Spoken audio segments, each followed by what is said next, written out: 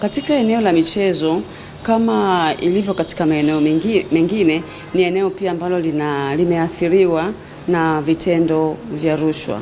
Vitendo vya rushwa kwenye michezo vimeonekana wakati wa kusajili wachezaji, lakini pia wakati wa kupanga mechi, lakini pia wakati wa uchezeshaji wa mechi. Inasemekana kwamba kuna watu ambao wamekuwa wakipokea hongo ili kwamba kuweza kupindisha zile taratibu za michezo na kutoa upendeleo kwa timu ambayo inakuwa imetoa rushwa. Sasa swala hili la mapambano dhidi ya rushwa katika michezo ni swala si la TAKUKURU peke yake, bali ni wadau wote wa michezo wanapaswa kushirikiana na TAKUKURU katika kukabiliana na matendo ya rushwa kwenye michezo.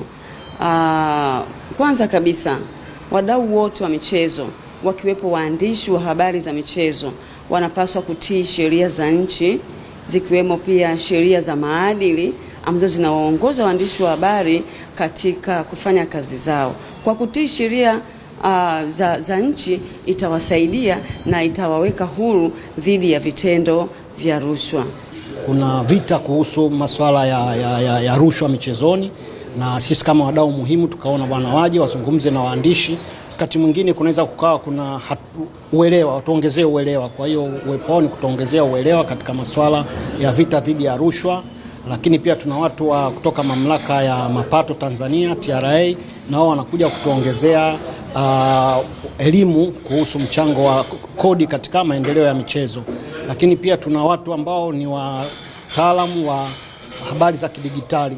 Kama nilivyosema, dunia imebadilika. Sasa hivi kuna matumizi ya AI, kuna matumizi ya habari ambazo sio sahihi, kuna matumizi makubwa sana ya reporting yetu. Zamani ilikuwa tunasema alisema, lakini sasa hivi tukio limefanyika ni hapo tu, kwa maana watu wanaripoti.